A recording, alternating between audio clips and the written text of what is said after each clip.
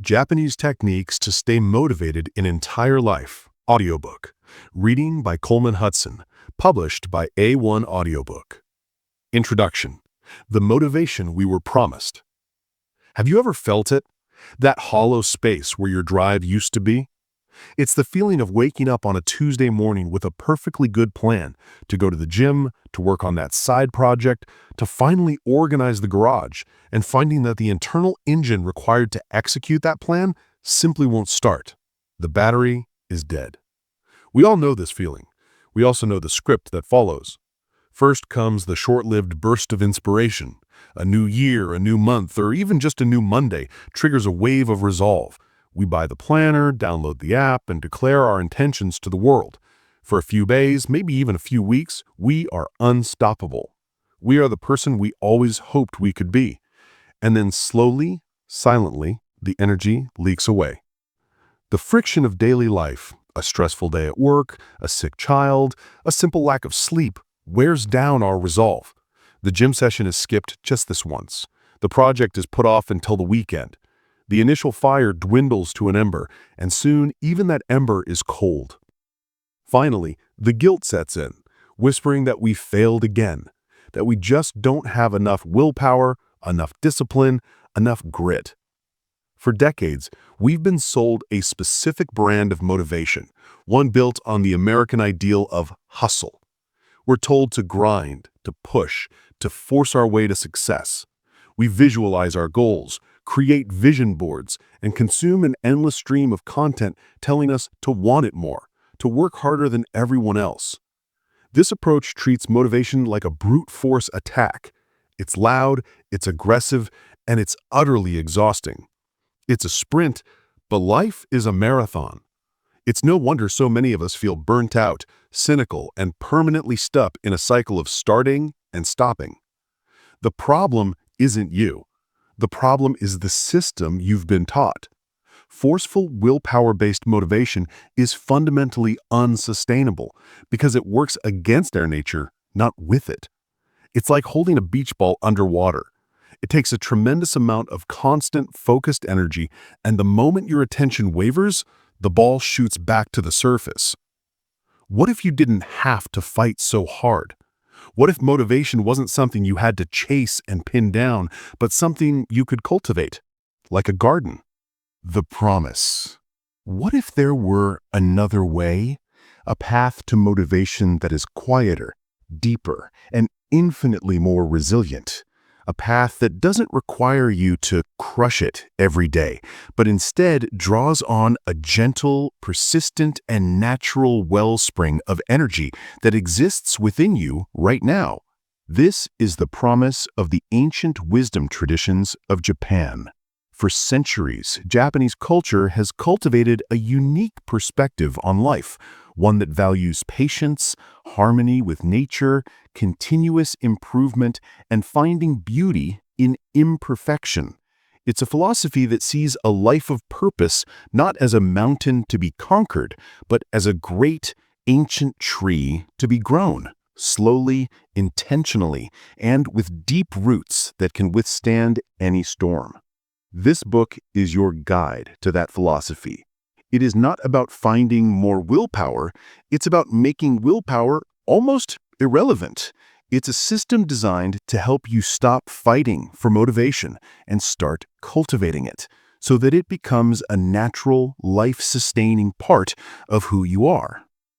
We will not be talking about hacks or tricks to fool your brain into temporary compliance.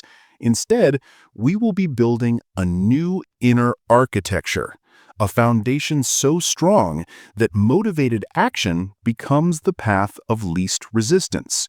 You will learn to stop measuring your life in frantic bursts of activity and start seeing it as a long, beautiful process of growth. You will discover how to build unstoppable momentum from the smallest of actions, how to find profound focus in a world of distraction, and how to face setbacks with a grace and dignity that transforms them into sources of strength. You will learn to let go of the crippling need for perfection and the toxic habit of comparison. This is not a temporary fix. This is a permanent shift. The goal of this book is to help you build a life where motivation is no longer an elusive prize to be won, but the simple, inevitable result of how you live. The Roadmap, an introduction to the Kodama Method. To guide us on this journey, we will use a simple yet profound framework I call the Kodama Method. In Japanese folklore, Kodama is an ancient, revered spirit that is believed to live in trees. They represent the soul of the forest, a symbol of life, strength, and timeless endurance. A tree does not hustle. It does not grind. It simply grows, drawing strength from its roots, building a solid trunk, reaching for the light, and in its own time, bearing fruit. Its motivation is inherent to its being. The Kodama Method applies this powerful metaphor to your life. We will build your personal tree of motivation from the ground up, focusing on 4 essential parts, each tied to a core set of Japanese principles. The roots. Ne-Wo-Haru, to take root. First, we will establish your foundation. Like a tree's roots, your motivation must be anchored in something deep and stable, your core purpose and values. This is your unshakable why. The trunk. Miki, the trunk. Next, we will build your trunk. This represents your daily systems and consistent habits, the small, incremental actions that create structure, strength, and unstoppable momentum over time. The branches. Eva o hirogeru, to spread one's branches. With a strong trunk, we can now grow our branches. This is about learning to be resilient, to face challenges, to adapt to changing seasons, and gracefully bend, without breaking, in the face of life's storms. The leaves and fruit. Konomi, the fruit of the tree. Finally, we will learn to appreciate the entire process of growth. This means finding joy in your daily efforts, letting go of perfectionism, and sharing your unique gifts with the world free from the pressure of comparison. Each chapter of this book is a deliberate step in this process. We will move sequentially through the roots, trunk, branches, and fruit, blending timeless Japanese philosophy with cutting-edge behavioral science. At the end of each chapter, you will find simple, actionable steps to help you apply these ideas to your own life immediately. The journey you are about to embark on is a quiet revolution. It is an invitation to leave the frantic, exhausting world of forced motivation behind and enter a world where your actions align naturally with your deepest self. It's time to stop trying to force the flower to bloom and instead learn how to tend the soil. It's time to grow your tree. Chapter 1. Sinking Your Roots. The Power of Ne-Wo-Haru. A tree with shallow roots is the first to fall in a storm. It may look strong on a calm day, full of green leaves, standing tall, but when the winds of adversity arrive, its foundation gives way. The same is true for our motivation. If your drive is rooted in something shallow, like a fleeting desire or external approval, it will collapse the moment life gets difficult. This is where our work begins. Not with goals, not with habits, but with the soil itself. We begin by sinking our roots. In Japanese, there is a beautiful phrase, Ne-Wo-Haru. It means to take root. This isn't a passive suggestion, it's an active, intentional process. It is the conscious decision to anchor yourself so deeply in something meaningful that you become unshakable. This is the first and most critical step in the Kodama Method. Before a tree can grow tall, it must first grow deep. But what do we anchor ourselves in? For years, we've been told to anchor ourselves in goals. Lose 20 pounds, get a 20% raise, buy a bigger house. The problem is that goals, by their very nature, are destinations. And once you arrive, you're faced with a terrifying question. What now? This is a phenomenon I call destination sickness. It's the emptiness that follows the achievement of a long sought-after goal. The marathon is run, the promotion is secured, the diploma is hanging on the wall, and the motivation that pushed you forward vanishes because its job is done. To stay motivated, you're forced to immediately find a new, bigger destination, locking yourself into an endless, exhausting cycle of pursuit. Ne-Wo-Haru offers a more powerful alternative. It asks us to shift our focus from goals to values. Goals are the what. Values are the how. Goals are a finish line. Values are a direction. Goals are finite. Values are infinite. A goal like run a marathon is something you can achieve. A value like to be physically healthy is something you can live every single day in 1,000 different ways. You can live it by choosing the stairs, by drinking a glass of water, by stretching for 5 minutes. A goal like get a promotion is a one-time event, often dependent on others. A value like to be a leader or to contribute my skills with excellence is a choice you can make in any meeting, on any project, at any moment. When your motivation is rooted in values, it becomes an evergreen resource. You no longer need to wait until you cross a finish line to feel a sense of purpose. You can access it right now simply by taking an action, any action, no matter how small, that aligns with who you want to be. This is the difference between a shallow puddle of motivation that evaporates quickly and a deep, underground wellspring that never runs dry. The science of a deeper why. This isn't just philosophy, it's rooted in decades of psychological research. Scientists have long distinguished between two types of motivation, extrinsic and intrinsic. Extrinsic is the drive to do something for an external reward or to avoid punishment. Money, praise, grades, and social status are all extrinsic motivators. It's the carrot and stick approach. While effective for simple mechanical tasks, research consistently shows that it's a poor fuel for long-term engagement, creativity, and personal fulfillment. It's the source of destination sickness. Intrinsic motivation is the drive to do something because it is inherently satisfying, interesting, or meaningful. You do it for the love of the process, not the prize at the end. This is the kind of motivation that artists, scientists, and master craftspeople tap into. It's the energy that keeps you engaged for hours without noticing time pass. Living a life guided by values is the ultimate way to tap into intrinsic motivation. When your actions are an expression of your core self, the work itself becomes the reward. You are no longer just chasing a goal, you are being the person you want to be. This alignment creates a powerful, self-sustaining feedback loop. Acting on your values feels good, which in turn motivates you to continue acting on your values. This is the engine of lifelong motivation. Let me show you what this looks like in the real world. The story of the successful lawyer. David was the picture of success.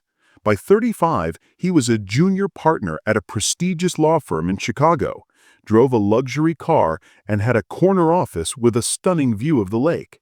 He had achieved every single goal he had set for himself when he graduated from law school. He was, by all external measures, winning. But privately, David was miserable. He would wake up in the morning with a sense of dread. The fierce, competitive drive that had fueled his rise was gone.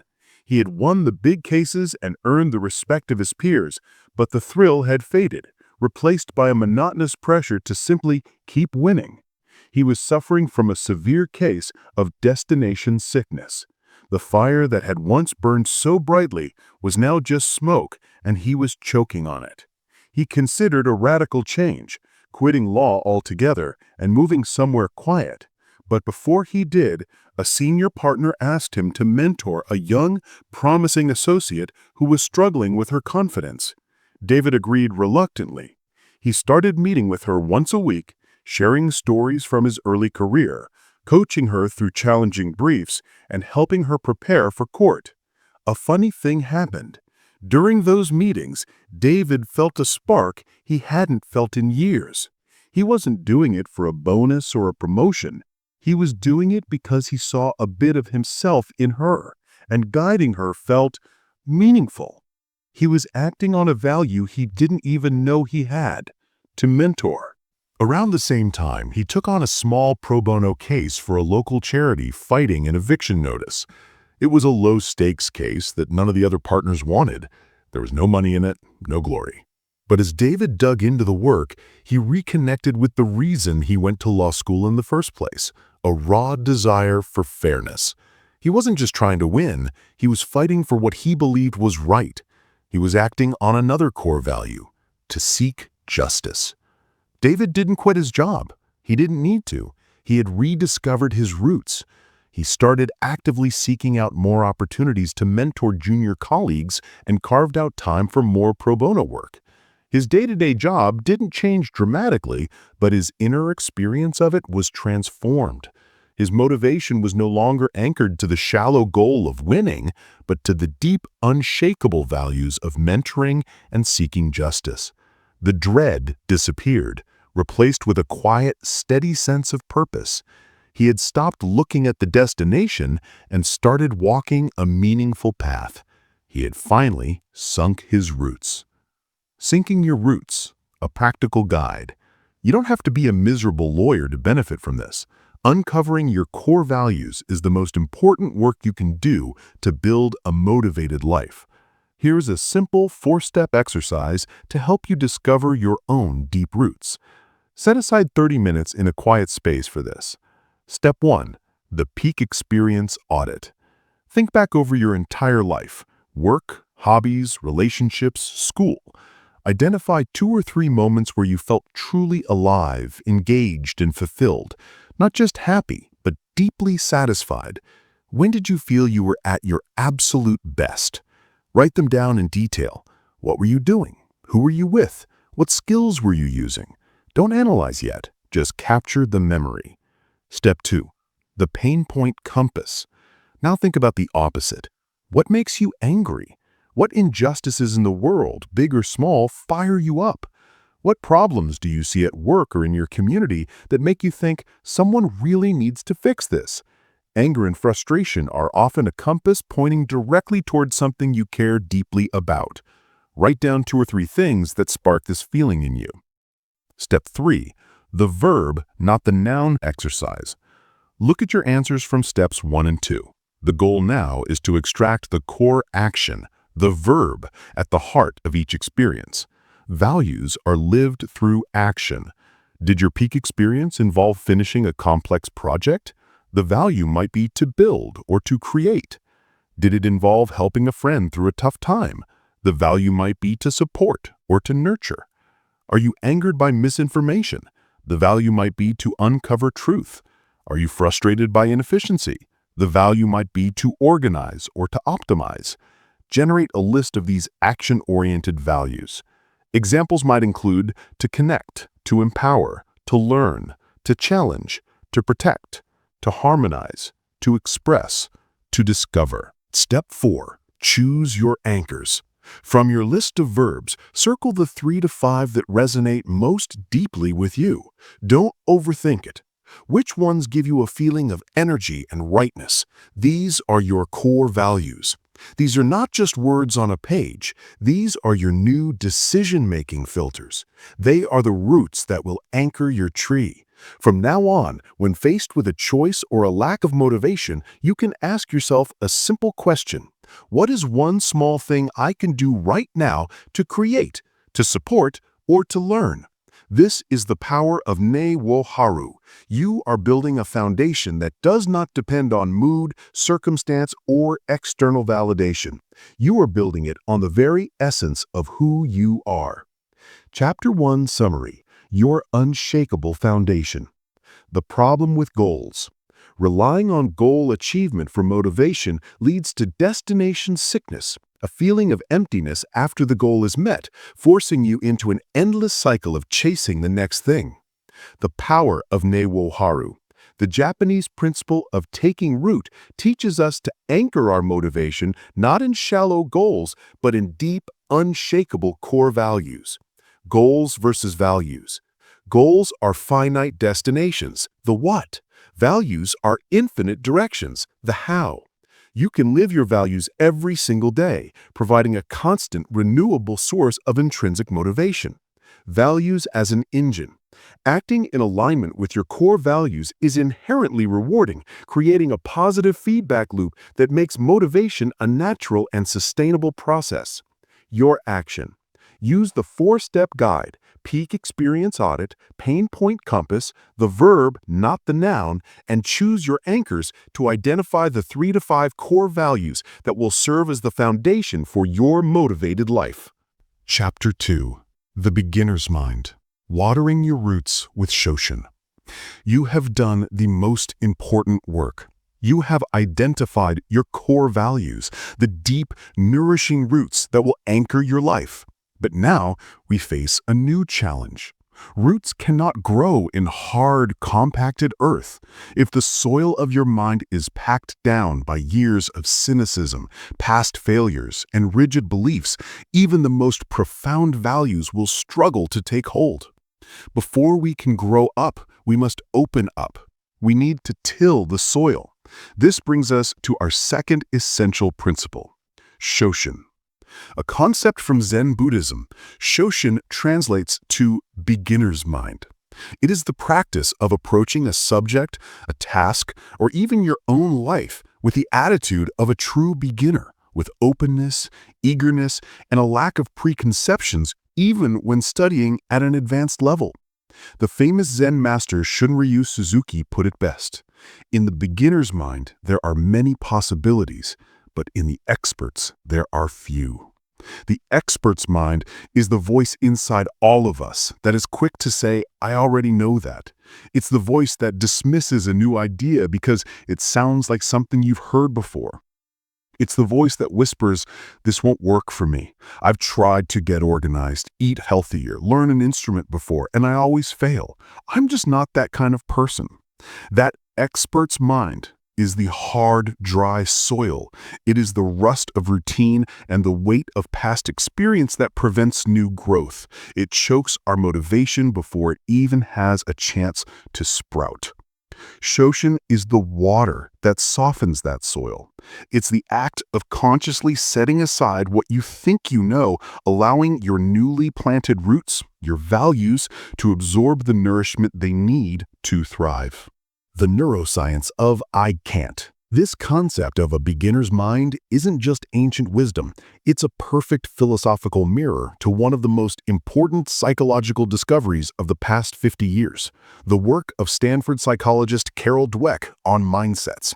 Dweck's research revealed that people tend to hold one of 2 core beliefs about their own abilities. A fixed mindset. This is the belief that your intelligence, talents, and personality are static, unchangeable traits. You have a certain amount, and that's it.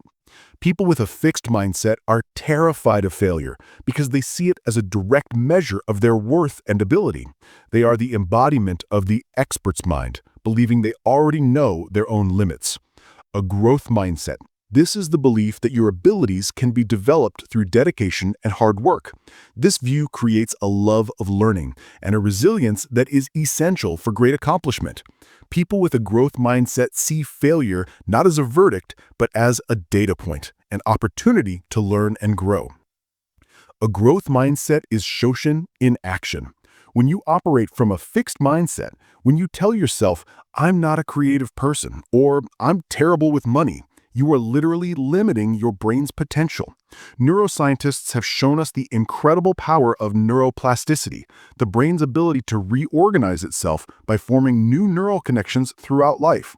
When you try a new skill, practice a new habit, or think a new thought, you are physically rewiring your brain. A fixed mindset, I can't, shuts this process down. A growth mindset, or Shoshin, what can I learn here, throws the doors wide open. It tells your brain we are in a state of growth, creating the very conditions necessary for change to occur. Watering your roots with Shoshin means choosing to believe that your capacity to live by your values can expand. It means giving yourself permission to be a beginner again and again. The story of the unartistic painter. Linda, a retired librarian in her late 60s, had spent her entire life believing a single, powerful story about herself. I am not an artistic person. The story began in 3rd grade when a teacher had publicly criticized her drawing of a horse, holding it up as an example of what not to do. The shame of that moment crystallized into a core belief, a piece of hard, compacted soil in her mind. For 50 years, she never picked up a paintbrush or a charcoal pencil. Why would she? She already knew the outcome. She was an expert on her own limitations. Her daughter, hoping to get her out of the house, signed her up for a community watercolor class. Linda was horrified. Her expert's mind went into overdrive. You'll be terrible. Everyone will be better than you. You'll just embarrass yourself. She almost didn't go. But a deeper feeling, a desire not to disappoint her daughter, pushed her out the door. She sat in the back of the class, her posture rigid with apprehension. The instructor, a gentleman named Arthur, didn't begin by talking about talent or outcomes. He started by asking everyone to simply close their eyes and feel the weight of the brush in their hand. He had them dip it in water and just watch how it dripped onto a blank page. He encouraged them to mix 2 colors they liked and just see what happened without any goal of painting a specific object. He said here are no mistakes, only discoveries. His words were like the first drops of a gentle rain on parched earth. He was giving them permission to practice Shoshin. For the first time in her life, Linda wasn't trying to create a masterpiece. She was just experimenting. She watched fascinated as a deep blue bled into a bright yellow, creating a surprising, vibrant green. She forgot to be self-conscious. She was just a beginner, playing with color. Her first paintings were, by any objective measure, not very good. They were clumsy and amateurish. But Linda didn't see them that way. Guided by Arthur, she saw them as evidence of her learning. She saw the progress from week 1 to week 3. She wasn't Linda, the unartistic one. She was Linda, a person learning to paint. This simple shift changed everything. A new source of energy, of joy, began to bubble up inside her. It wasn't just about painting. It was about the thrill of seeing a lifelong fixed belief dissolve into nothing. She had tilled the soil, and now her latent value of to create could finally take root and grow. Cultivating your beginner's mind, a practical guide. You don't need to take a watercolor class to practice Shoshin. You can begin cultivating it right now. Here are 3 simple exercises to soften the soil of your mind. 1. The assumption audit. Your expert mind operates on a set of assumptions about who you are. It's time to put them on trial. Take out a piece of paper and create 2 columns, I am and I am not. Fill them out with the labels you carry around. I am disorganized, a procrastinator, impatient. I am not a morning person, a leader, good at public speaking. Now, go through the list and challenge every single item. Reframe each one using the language of Shoshin and a growth mindset. I am disorganized becomes I am learning to build better systems. I am not a leader becomes what is one small way I could practice leadership today? I am a procrastinator becomes I am experimenting with strategies to start tasks more easily. This isn't about lying to yourself. It's about opening the door to possibility. 2. The 5-minute dabble. The expert mind hates to look foolish. The fear of being bad at something new often prevents us from starting at all. The 5-minute dabble is the antidote. Pick one skill you've always wanted to try but have been intimidated by. Learning a language, playing the guitar, coding, meditating. Now, commit to dabbling in it for just 5 minutes. Your only goal is curiosity. Watch a 5-minute how-to video. Download a language app and do one lesson. Strum a few chords. Your measure of success is not how well you do, but simply that you did it. This lowers the stakes to almost zero and teaches your brain that the act of trying is safe and even enjoyable. 3. Ask why, like a child. Children are the ultimate practitioners of Shoshin. They are endlessly curious and have no expert mind telling them they should already know the answer. You can borrow their technique. The next time you are faced with a problem or task you are avoiding, ask why 5 times to get to the root of it. Task: I need to prepare the presentation for the weekly meeting. Why am I avoiding it? Because I'm not sure what the key message should be. Why am I not sure? Because I don't know what my boss really wants to see. Why don't I know? Because I haven't asked for clarification. Why haven't I asked? Because I'm afraid of looking incompetent. Why am I afraid of that? Because I have a fixed belief that leaders should have all the answers. Aha! The problem isn't the presentation. It's a limiting belief. By asking why, you've turned a vague feeling of procrastination into a clear, actionable problem that can be solved with a simple email or conversation, an act of learning, not a confirmation of failure. Chapter 2. Summary: Watering Your Roots. The problem with the expert's mind. Our pre-existing beliefs and past failures create a fixed mindset. I can't do that, which acts like hard, dry soil, preventing our values from taking root and growing. The power of Shoshin. The Japanese principle of beginner's mind is the practice of approaching life with openness and curiosity, believing that growth is always possible. This is the equivalent of a growth mindset. Neuroscience of possibility. Adopting a beginner's mind isn't just a mental trick. It activates your brain's neuroplasticity, making you physically more capable of learning, changing, and growing. Permission to be a beginner. Shoshin allows you to separate your identity from your performance. You are not a failure. You are a person learning. This liberates you to try new things and find joy in the process, not just the outcome. Your action. Practice the assumption audit to challenge your limiting beliefs. Use the 5-minute dabble to overcome the fear of starting something new, and ask why, like a child, to foster curiosity and uncover the real obstacles in your way. Chapter 3.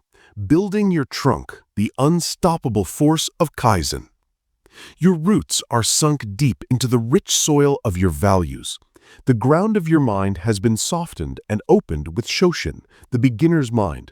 Now growth can truly begin. It is time to build the trunk of your tree, the Miki. A tree's trunk is its source of strength and structure. It doesn't appear overnight in a single heroic burst of growth.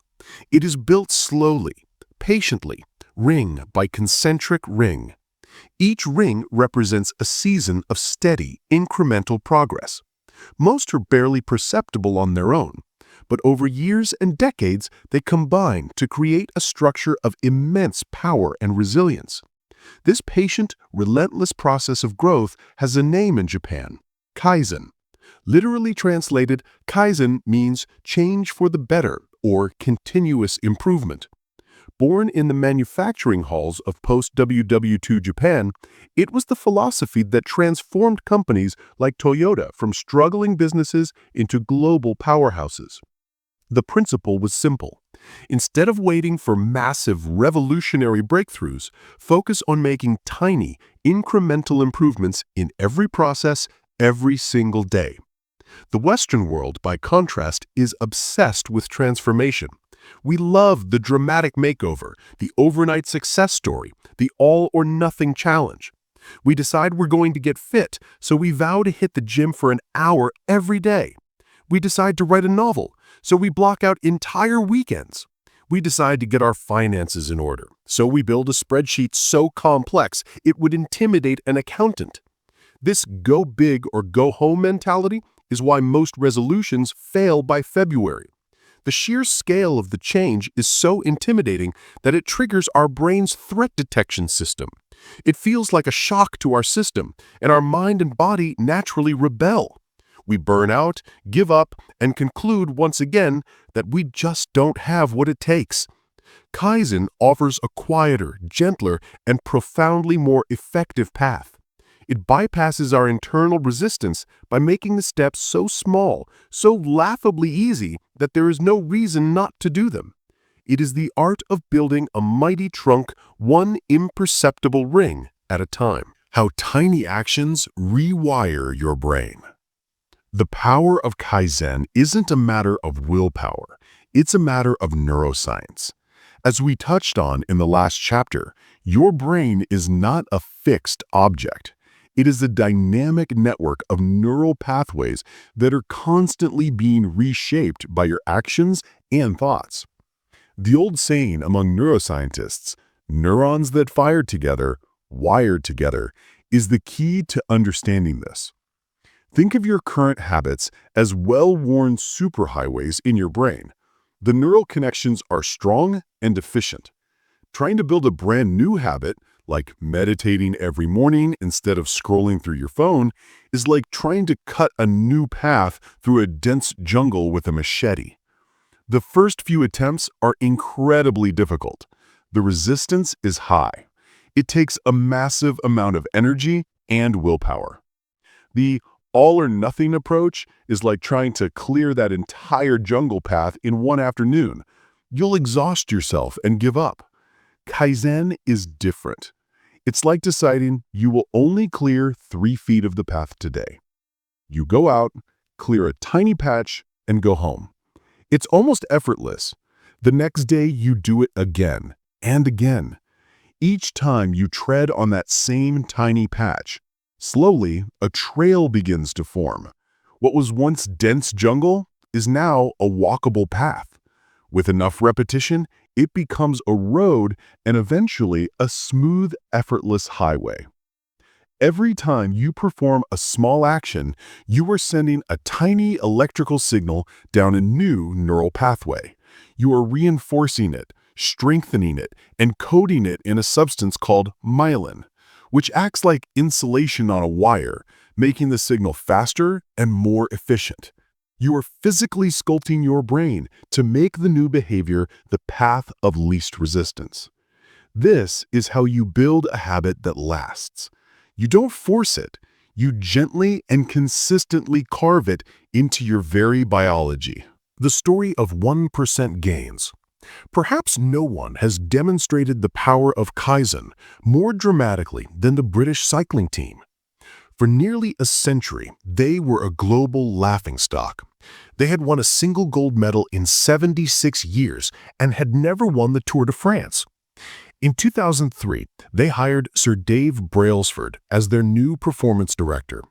Brailsford was a devotee of Kaizen, which he called the aggregation of marginal gains. His philosophy was simple. If you could improve every single thing that goes into riding a bike by just 1%, those small gains would add up to a remarkable improvement. They didn't look for a single magic bullet solution. They looked for hundreds of tiny ones. They redesigned bike seats to be more comfortable. They tested different massage gels to see which one led to faster muscle recovery. They taught the riders the best way to wash their hands to reduce the chance of catching a cold. They hired a surgeon to teach them about proper sleep hygiene and even brought their own pillows and mattresses to hotels.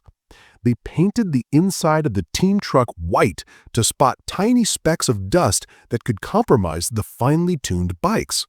On their own, these changes seemed trivial, almost obsessive, but the cumulative effect was staggering. In the 2008 Beijing Olympics, the team won 7 out of 10 gold medals available in track cycling. They repeated that success in the 2012 London Olympics and went on to win the Tour de France 5 times in 6 years. They hadn't found a revolutionary new training method. They had simply committed to being 1% better, over and over again, building an unstoppable momentum that left the rest of the world behind. The writer and the single sentence.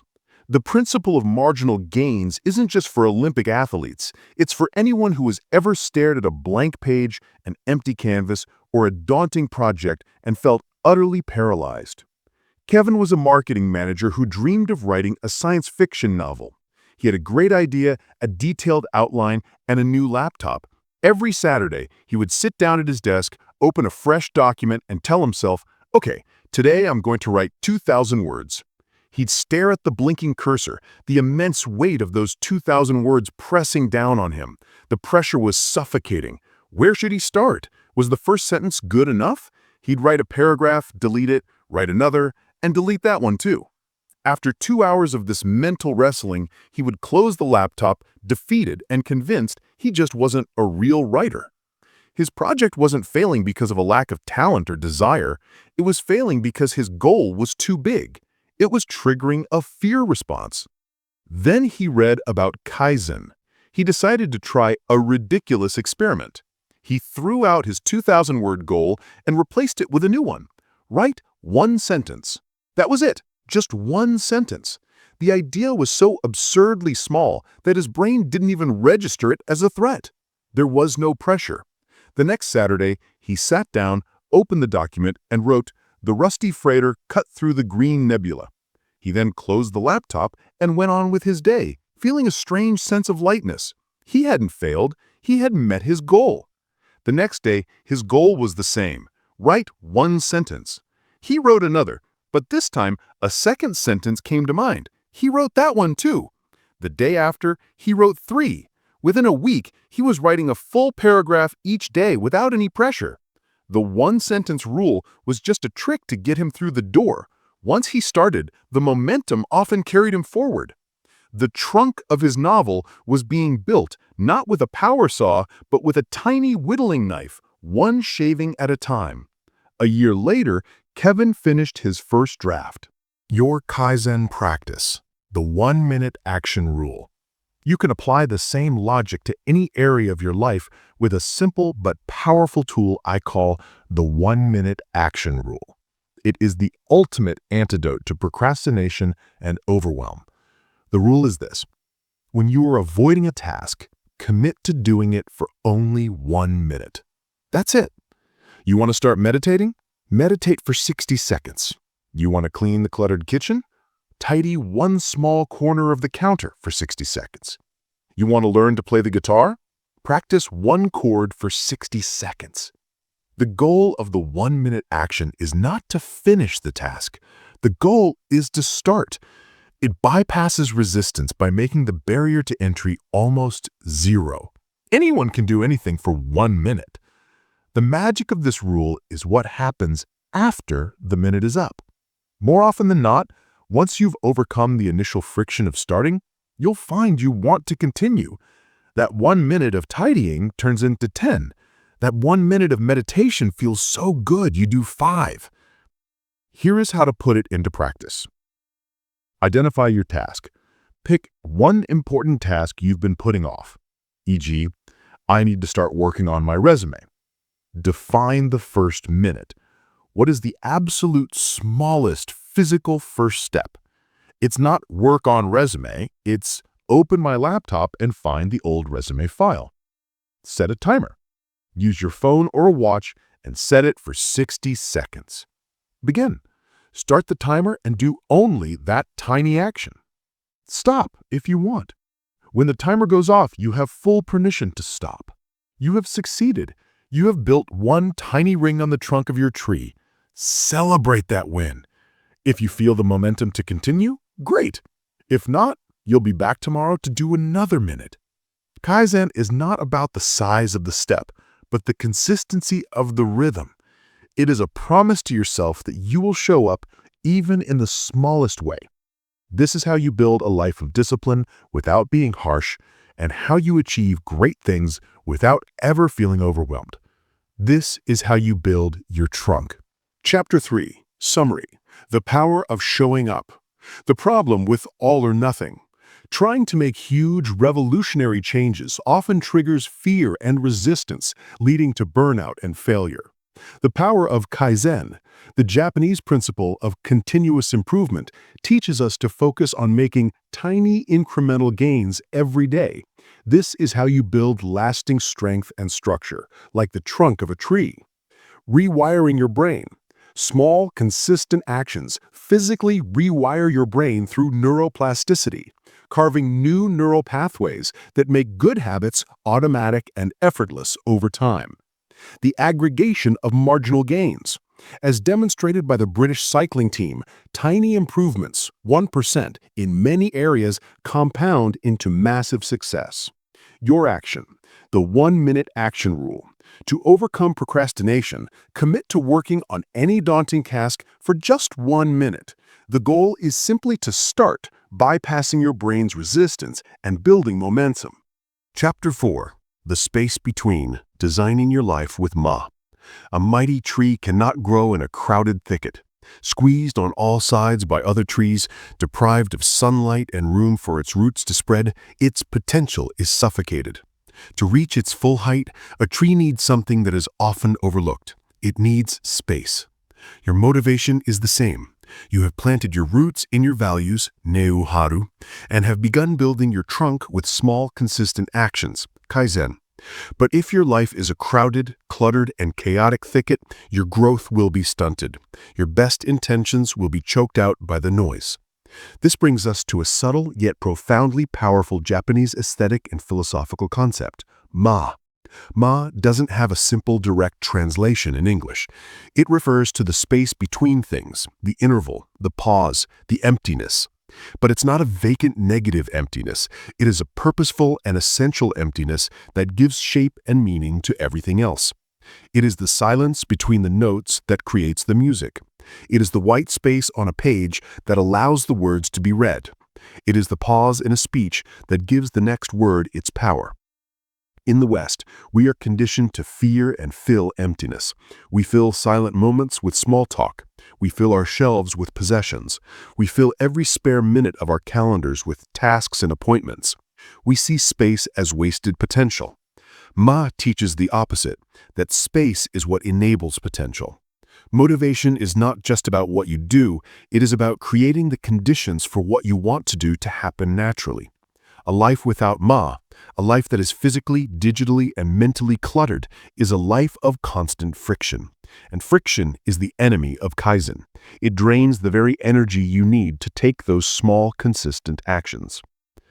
The cognitive price of clutter. The wisdom of Ma is directly supported by modern neuroscience. Your brain, for all its marvels, has a strictly limited amount of attention and working memory at any given moment. Scientists refer to this as your cognitive load. When your environment is cluttered, you are forcing your brain to process a constant stream of irrelevant information, dramatically increasing its cognitive load. A messy desk isn't just a messy desk. It's a dozen tiny, simultaneous demands on your brain. That's a bill that needs to be paid. That's a book I should read. That's a broken pen. Each one of these things consumes a tiny sliver of your precious mental bandwidth, leaving you with fewer resources to focus on what actually matters. This is why working in a chaotic space feels so draining. Even if you're not consciously thinking about the mess, your brain is. This extends beyond physical clutter.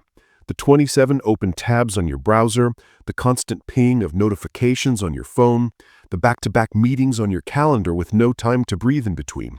These are all forms of clutter. They fragment your attention and keep your mind in a state of perpetual, low-grade stress. Creating Ma in your life is the act of intentionally reducing your cognitive load. It's about designing an environment, physical, digital, and temporal, that makes doing the right thing the easiest thing. It's about clearing the thicket so your tree has room to grow. The story of the overwhelmed designer. Olivia was a brilliant freelance graphic designer known for her creativity and unique style. Her business was growing, but she felt like she was drowning. She was the classic example of a life without Ma. Her digital life was a disaster. Her computer desktop was a chaotic mosaic of hundreds of unsorted files.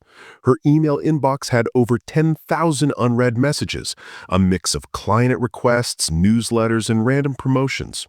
Her phone buzzed incessantly with notifications from social media apps, news apps, and group chats. Her schedule was just as cluttered. She said yes to every project, terrified of turning down work. Her days were a frantic scramble, switching between 5 different client projects, trying to meet overlapping deadlines. She worked late into the night, fueled by caffeine and anxiety, feeling perpetually busy but rarely productive. The joy she once found in her work was being replaced by a constant feeling of being behind. One day, after missing a major deadline because a crucial email was lost in her cluttered inbox, she hit a breaking point. A friend, seeing her distress, introduced her to the concept of Ma. It resonated deeply. She realized she wasn't suffering from a lack of talent or a poor work ethic, she was suffering from a lack of space. She began her Ma practice digitally. She spent an afternoon creating a simple, clean folder system and sorting every file on her desktop. She unsubscribed from dozens of newsletters and set up filters to automatically sort her incoming email. Most importantly, she turned off every single notification on her phone and computer, except for phone calls. The sudden digital silence was jarring at first, then blissful. Next, she tackled her schedule. She started blocking out deep work sessions in her calendar for specific projects, treating them as unbreakable appointments.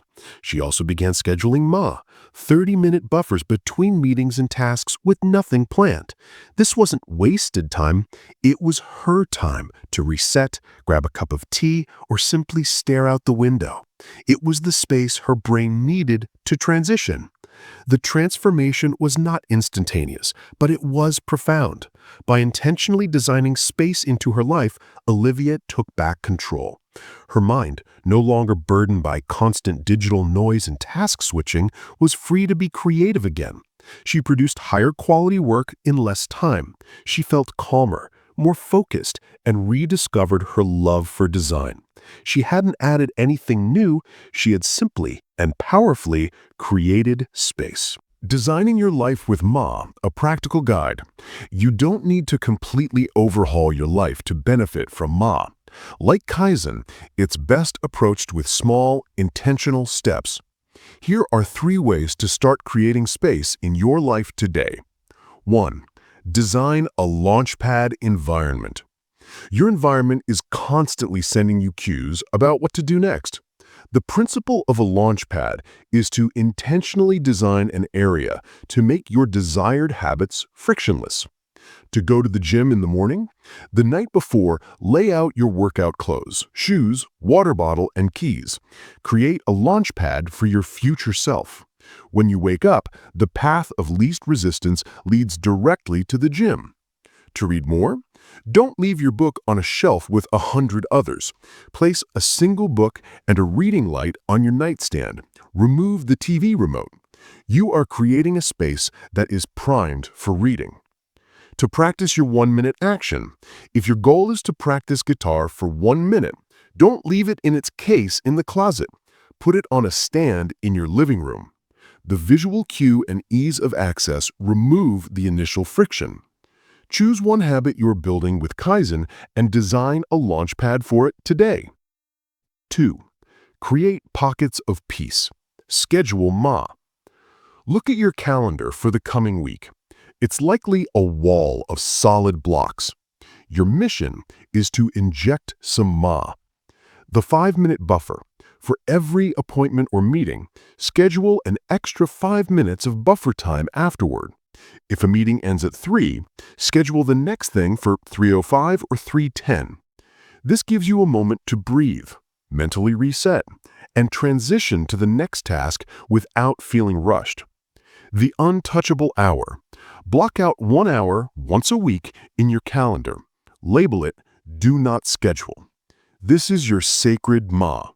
You can use it to think, to plan, to read, to go for a walk, anything except reactive work or scheduled calls. Protect this time fiercely. It is the oxygen your brain needs. Digital minimalism.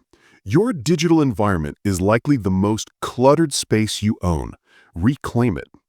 The notification purge. Go into your phone settings and turn off all notifications, except for those from actual people. Calls, text messages. No more pings from social media, news, or email. You will check these things on your own terms, not when an algorithm demands your attention. This single act can dramatically reduce your cognitive load. Curate your home screen. Your phone's home screen is prime real estate. Remove every app that is not an essential tool like maps or a camera, or something you truly want to use more of, like a meditation or reading app. Move all other apps into a single folder on the second screen. This turns your phone from a distraction machine into a purposeful tool. Ma is not about emptiness. It's about intentionality. It's the art of clearing away the non-essential to make room for the essential. It is that quiet, uncluttered space where motivation can finally breathe. Chapter 4. Summary. The space to grow. The problem with clutter. A cluttered life, physically, digitally, and on your schedule, creates constant friction and increases your cognitive load, draining the mental energy needed for motivation and focus. The power of Ma. The Japanese concept of Ma teaches the importance of intentional space, the pause or interval that gives meaning and shape to everything else. It is what enables potential. Designing for motivation. By intentionally creating Ma, you reduce friction and design an environment where your desired actions become the path of least resistance. Space is not wasted time. Purposeful emptiness, like buffer time between meetings or a clean workspace, is not wasted. It is a vital resource that allows your brain to recharge, reset, and focus effectively. Your action. Begin creating space by 1. Designing a launch pad to make good habits frictionless, 2. Scheduling pockets of peace or buffer time in your calendar, and 3. Practicing digital minimalism by purging notifications and curating your phone's home screen. Chapter 5. The Ritual of Focus. Deep engagement with Shuchu. The space is cleared. You have carved out intentional pockets of Ma in your environment and your schedule. The crowded thicket has been thinned, and your tree now has room to breathe and access the light. But an empty stage is useless without an actor, and a clear sky is no good if the tree doesn't turn its leaves toward the sun. This brings us to a modern paradox. We have more access to information and tools than any generation in history, yet our ability to truly engage with any one thing has been shattered. We live in an economy of distraction, where our attention is the most valuable commodity, and corporations spend billions of dollars to mine it, fragmenting our focus into 1,000 tiny pieces. We sit down to work and our phone buzzes. We try to read and a new email alert flashes. We mistake this frantic, shallow task switching for productivity, but in reality it is the enemy of meaningful work and deep satisfaction. Having the space to grow is not enough. You must learn to inhabit that space with your full presence. You must learn to focus. The Japanese principle for this is Shuchu. Shuchu means concentration, but its cultural nuance goes deeper than that. It is not a forceful, white-knuckled attempt to block out the world. It is a total, holistic engagement with the task at hand. It is the state of mind where you, your tools, and your work become a single, seamless entity. If Kaizen is the slow, steady addition of rings to your trunk, Shuchu is the focused sunlight that powers that cellular growth. Without it, growth is weak, spindly, and ineffective. The science of a flowing mind. The experience of Shuchu is not a mystical state reserved for Zen monks or master artisans. It is a measurable, achievable state of consciousness that has been extensively studied by psychologists. The pioneering researcher, Mihaly Csikszentmihalyi, gave it a name that perfectly captures its essence: flow. Flow is what Csikszentmihalyi called an optimal experience. It's that magical state where you are so immersed in an activity that time seems to melt away. Your sense of self dissolves. You are not trying to focus, you simply are focused. This state is not only highly productive, it is also immensely pleasurable. The brain releases a cocktail of performance-enhancing and feel-good neurochemicals like dopamine, norepinephrine, and anandamide. It feels good because, from an evolutionary standpoint, it is good. It's the state in which we learn fastest, perform best, and feel most alive. Neuroscientifically, something fascinating happens during flow. The part of your brain responsible for self-consciousness, criticism, and your inner monologue, the prefrontal cortex, actually quiets down. This phenomenon, called transient hypofrontality, is literally your inner critic taking a nap. This is why you lose your sense of self and stop worrying about what others might think. You are freed up to simply do. Shuchu is the intentional practice of creating the conditions for flow. It's about turning mundane tasks into rituals of deep engagement, unlocking your brain's peak performance state not by chance, but by design. The sword, the smith, and the single point of focus. In the mountains of Japan, a traditional swordsmith begins his work. His task is to forge a katana, a process that can take months and involves thousands of steps. When he enters his workshop, he is not merely starting a job, he is beginning a ritual. He bows, he purifies the space. Every tool is in its precise place. When he heats the steel, he is not just watching a thermometer, he is observing the color of the glowing metal, the pale orange-red of a winter sunrise, judging its readiness by a wisdom passed down through generations. The rhythmic clang of his hammer on the steel is not just noise, it is a conversation. Each strike is deliberate, purposeful, folding the steel upon itself thousands of times to create both strength and flexibility. During these hours, the outside world ceases to exist.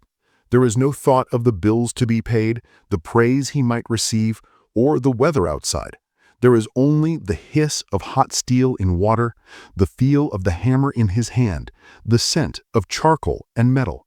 He is the embodiment of Shuchu. His focus is not a strain, it is a surrender. He has merged with his task so completely that there is no separation.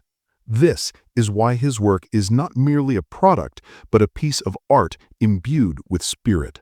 The student and the 25-minute miracle. This level of immersion might seem unattainable, but the principles of Shuchu can transform even the most common modern struggles. Consider Ben, a college sophomore facing midterm exams. Ben's version of studying was typical. He'd sit at his desk with his textbook open, his laptop open to a Word document, his phone face up beside him, and music with lyrics playing in his headphones.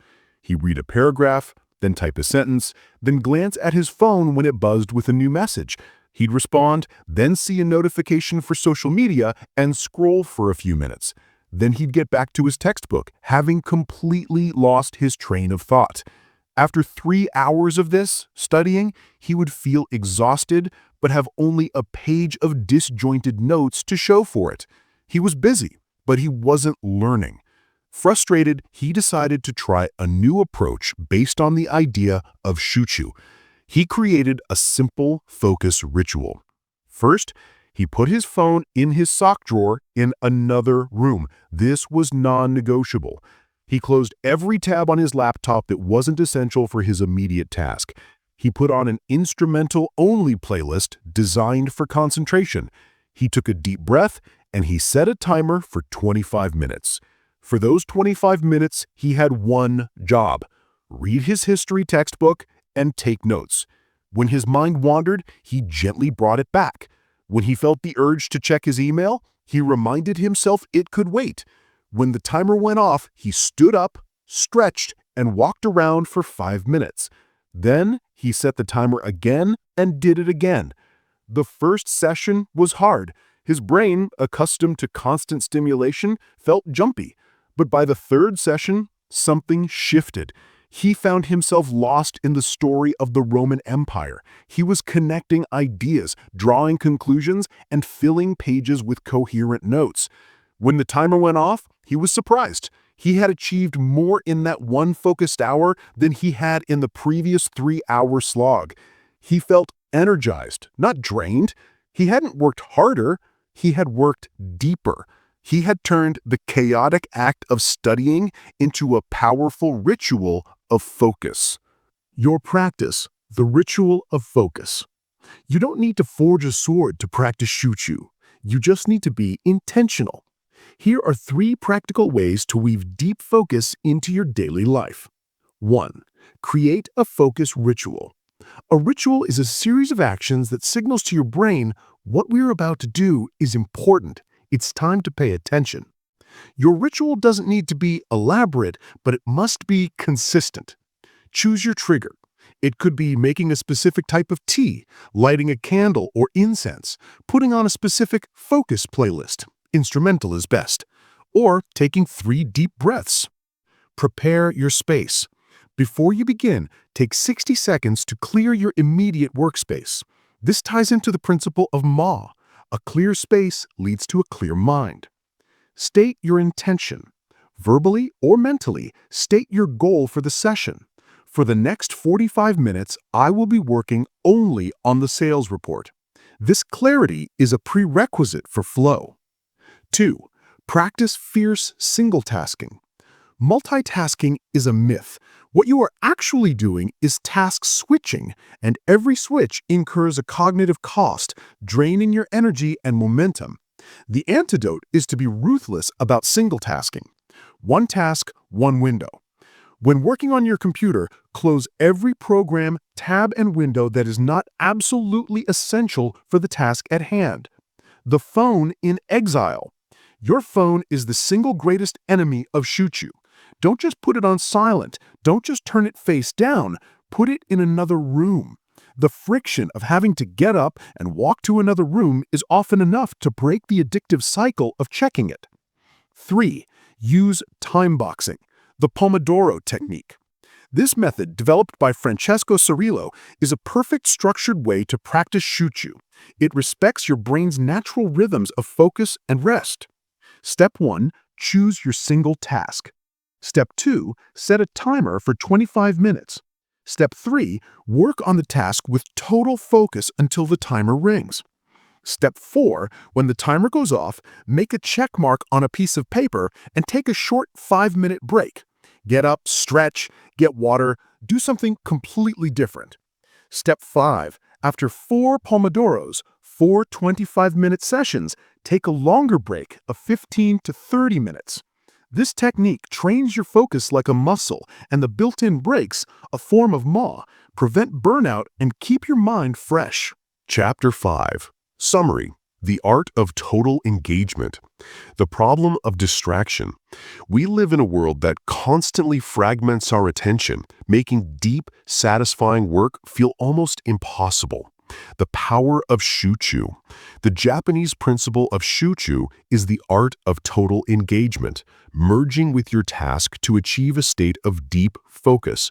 This is the sunlight that fuels the growth of your trunk, Kaizen. The science of flow. Shuchu is the intentional cultivation of the psychological state of flow, where your inner critic goes quiet, time melts away, and you perform at your absolute best. Focus is a ritual, not a fight.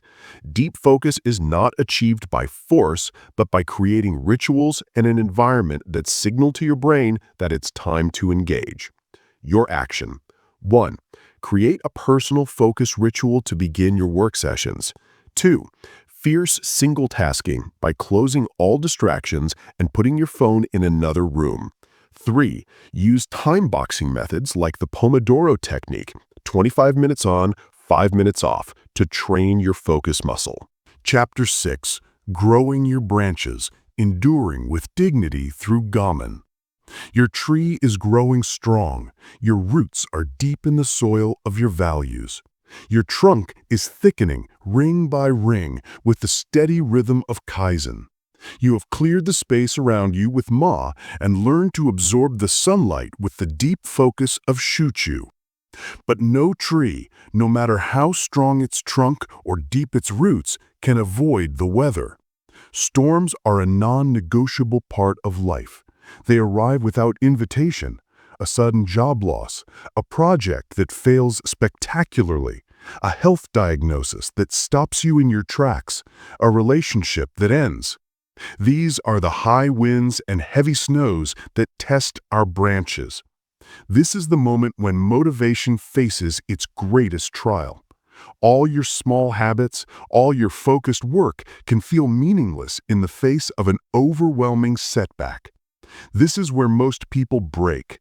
They conclude that their efforts were wasted and the fragile new growth of their motivation snaps. But a healthy tree doesn't see a storm as a sign of failure. It has a strategy for survival. It spreads its branches wide, Ne-Wo-Haru, and learns to bend without breaking. This capacity for resilient endurance is captured in one of the most culturally significant concepts in Japan, Gaman. Gaman is often translated as patience, perseverance, or endurance, but these words don't capture its full depth. It is not the aggressive, teeth-gritting grit that is often celebrated in Western culture. Grit is about pushing back against the storm. Gaman is about enduring it with internal poise and dignity. It is the quiet strength to withstand what cannot be changed, maintaining your composure and self-respect when everything around you is in chaos. It is the wisdom of the willow branch, which bends in the wind, rather than the stubborn oak branch, which resists until it snaps. The mindset of a resilient branch. The emotional posture of Gaman is the real-world application of Carol Dweck's growth mindset, which we touched upon with Shoshin. A person with a fixed mindset sees a storm, a failure, a critique, a setback as a final verdict. The storm broke my branch, therefore I am a weak tree. The experience is one of shame, and it shuts down any motivation to grow again. A person practicing Gaman embodies a growth mindset. They see the storm as an inevitable, even valuable part of the growth process. The storm tested my branches. This one broke, but the tree survived. Now I know where I need to grow stronger. The experience is one of learning. Failure is not a reflection of your identity, it is simply feedback. Gaman gives you the emotional space to process that feedback. It stops you from reacting with panic or despair and allows you to respond with quiet consideration. It is the deep, calming breath you take in the eye of the hurricane, the moment of stillness that allows you to see the path forward. It's the understanding that while the storm is temporary, your roots are permanent. The quiet strength of a community. In March 2011, a catastrophic earthquake and tsunami struck the coast of Japan, leading to unimaginable devastation. In the aftermath, the world's media descended, and they captured, of course, the pain and the loss. But they also captured something else, something that baffled many outside observers, a profound and widespread display of Gaman. In the midst of the wreckage, there was no looting. In shelters where resources were terrifyingly scarce, people formed neat, quiet lines for a single cup of water or a rice ball, waiting for hours with a patience that seemed superhuman. Strangers shared what little they had. Teams of neighbors began the heartbreaking work of clearing debris with a methodical, quiet determination. There were no loud public displays of rage at fate. There was a collective, stoic resolve to endure and to rebuild. This was not an absence of feeling. The grief was immense, but it was a cultural choice to face that grief with dignity, to prioritize the community's survival over individual despair, and to focus on the next right action, however small. This was Gaman on a national scale. It was the understanding that the only way through the storm was to endure it together with a quiet strength that refused to be broken. The entrepreneur and the graceful failure. Gaman is not just for surviving natural disasters, it is for surviving the personal storms that threaten to wreck our plans. Take the story of Maria, an entrepreneur who poured her life savings into launching a curated subscription box for artisanal coffee. For the first year, everything went right. Her Kaizen approach of small, daily improvements to her website and marketing paid off. She used Shuchu to personally write the tasting notes for every box. Her subscriber base grew steadily. She felt like her tree was thriving. Then the storm hit. A global supply chain crisis completely upended her business model. Her shipping costs tripled overnight. The small, independent coffee roasters she partnered with could no longer get a reliable supply of beans. Her business, once a source of joy and pride, began to hemorrhage money. Her first instinct was to panic, to fight the storm. She thought of taking out massive loans and working 24/7 to find a forceful solution. But that would have been the brittle oak branch, resisting until it shattered. Instead, she chose to practice Gaman. She first had to endure the painful reality her current business was no longer viable. This required immense patience and the swallowing of pride. But she chose to manage the decline with dignity. She communicated transparently with her subscribers, explaining the situation and gracefully winding down the service instead of just disappearing. She paid her suppliers every cent she owed, even though it hurt. She endured the feeling of failure without letting it become a verdict on her identity. During this difficult period, she didn't just passively wait for it to be over. She actively learned. She studied the failure, not with self-blame, but with the curiosity of a scientist. She saw firsthand the fragility of a business built on complex international logistics. The storm wasn't just a disaster, it was a brutal but invaluable education. A year later, Maria launched a new business, a digital platform that teaches people how to source and roast their own coffee beans at home. It was a more resilient model, immune to the shipping crises that had destroyed her first venture. She had bent with the storm, learned from its force, and grown back stronger and smarter. That is the ultimate outcome of Gaman. Your Gaman practice. How to bend without breaking. You cannot stop the storms, but you can learn to endure them. Here are 3 ways to cultivate the resilient strength of Gaman in your own life. 1. The reframe ritual. When a setback occurs, your mind will automatically generate a negative story. I'm a failure. I'll never succeed. This ritual helps you consciously write a new one. Step 1. Acknowledge the feeling. Don't suppress the pain. Name it. This is frustrating. I feel disappointed. This hurts. Giving the emotion a name tames it. Step 2. Separate fact from story. The fact is, the presentation did not go well. The story is, I'm a terrible public speaker and my career is over. Write down the objective fact, free of judgment. Step 3. Find the lesson. Ask the growth mindset question, what can this teach me? Or, how can this make me stronger? The answer might be, I need to practice my openings more, or I need to understand the audience better. This transforms the event from a verdict into a curriculum. 2. Practice productive patience. Gaman is not passive waiting. It's the art of focusing on what you can control while patiently enduring what you cannot. When you are in a waiting period, waiting for a response, for a situation to resolve, for a storm to pass, ask yourself, what is the small, productive action I can take right now? If you're waiting for a job offer, You can't control the hiring manager's decision, but you can productively organize your portfolio or research another company. If a project is delayed by another department, you can't control their timeline, but you can use the time to clean up your files or get ahead on a different task. This keeps you in a state of agency, not victimhood. 3. Zoom out to the forest. A single broken branch can feel like a catastrophe. This exercise provides perspective. When you are reeling from a failure, perform this visualization. Imagine your life as your tree, with decades of growth behind it and decades to come. Now picture this single setback as a single broken branch. In the context of the entire long-lived tree, how significant is this one branch?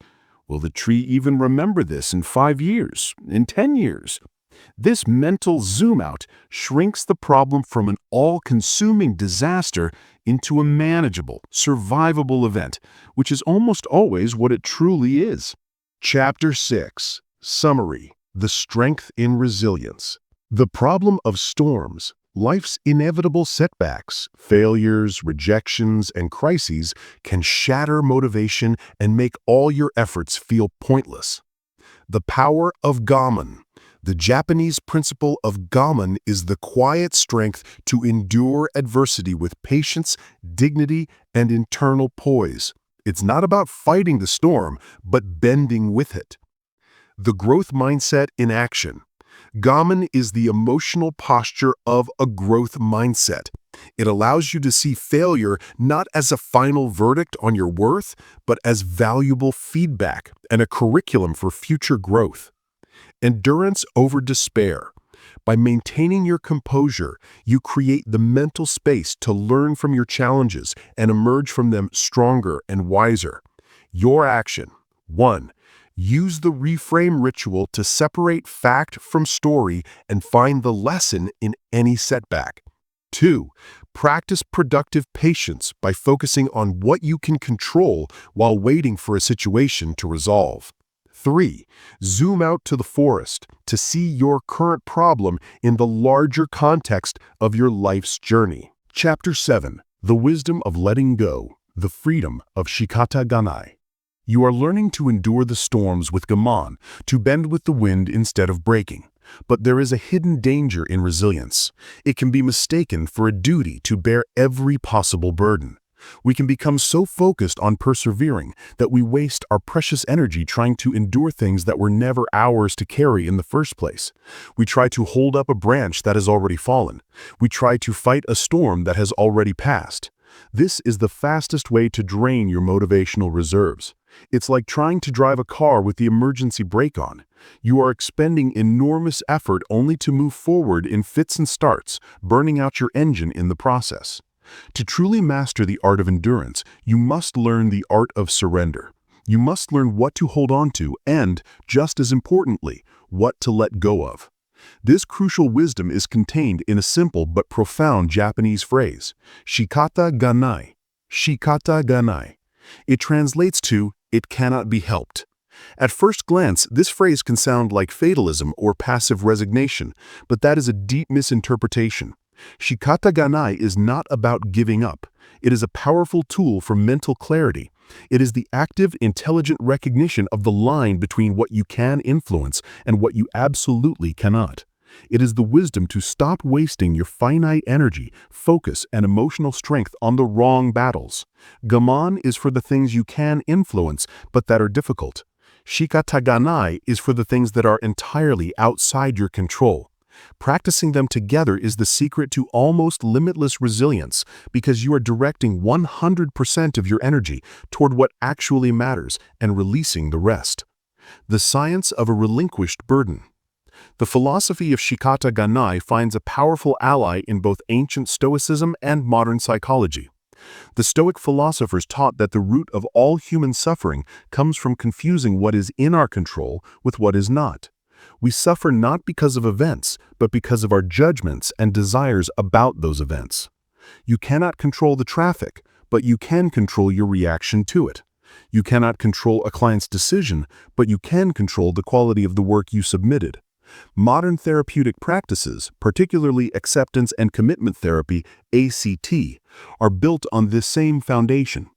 ACT teaches that psychological suffering is often caused by experiential avoidance, the attempt to suppress, control, or get rid of unwanted private experiences, thoughts, feelings, memories. The healthy alternative is acceptance, allowing those thoughts and feelings to come and go without struggling with them. This acceptance is the very essence of Shikata Ganai. When you tell yourself it cannot be helped, you are not being weak. You are performing a sophisticated cognitive maneuver. You are unhooking yourself from an unwinnable fight. This act of letting go doesn't add a burden, it removes one. It frees up the enormous amount of mental and emotional energy you are spending on resistance, anxiety, and rumination, and makes it available for productive action. It's like finally releasing the emergency brake. The story of the worried parent. Robert was a loving and dedicated father. His son Alex was a bright and capable 19-year-old in his first year of college. But Robert was consumed by worry. He worried about Alex's grades, his social life, his choice of friends, his eating habits. He would call and text constantly, asking for updates, offering unsolicited advice, and gently trying to steer his son's decisions. From Robert's perspective, he was just being a good parent. But in reality, he was making himself and his son miserable. He was living in a constant state of low-grade anxiety, his mind perpetually occupied with scenarios he couldn't control.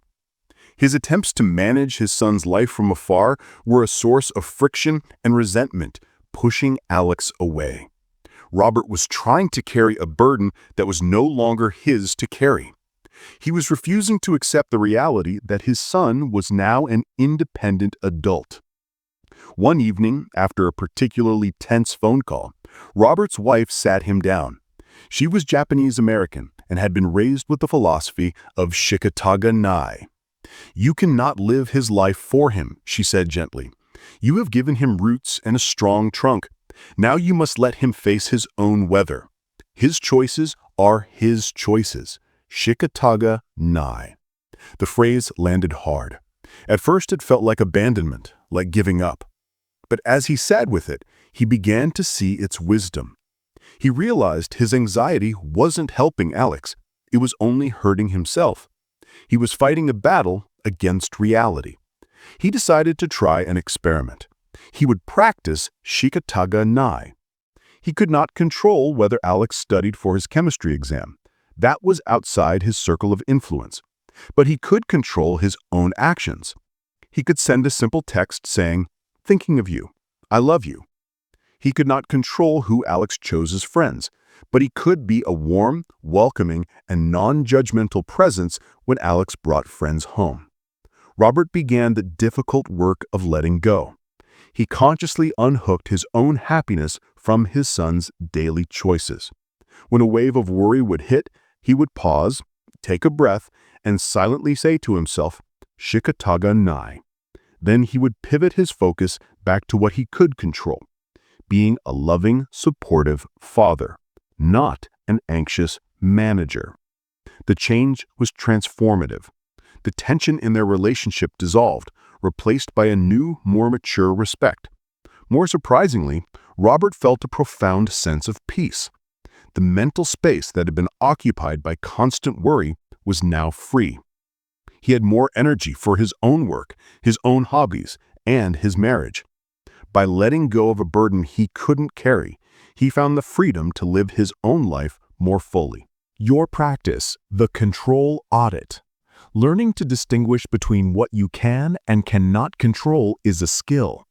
It requires conscious practice. The control audit is a simple but life-changing exercise for cultivating the wisdom of Shikata Ganai. Step 1. Write down your worry. Take a piece of paper and write down a specific problem or situation that is causing you stress or anxiety. For example, "I'm worried about an upcoming company restructuring," or "I'm upset that a friend didn't invite me to an event." Step 2. Draw your circles of control. Draw 2 concentric circles on the page, like a donut. The inner circle, label this circle direct control. The outer circle, label this circle no control. Step 3. Sort the elements. Now break your worry down into its component parts and sort them into the 2 circles. Be brutally honest with yourself. Let's use the example, worried about a company restructuring. Inside the no control circle would go things like the final decision of the executives, the global economic conditions affecting the company, what my colleagues are saying or thinking, whether my specific role will be eliminated. Inside the direct control circle would go things like the quality of my work between now and the decision, my attitude and professionalism in the office, updating my resume and LinkedIn profile, networking with contacts in my field, my personal budget and savings rate. Step 4. Let go and pivot. Look at the list of items in the no control circle. Read each one, take a deep breath, and say to yourself, Shikata ganai. This is you consciously relinquishing the burden of trying to influence the uninfluenceable. Now turn your full attention to the direct control circle.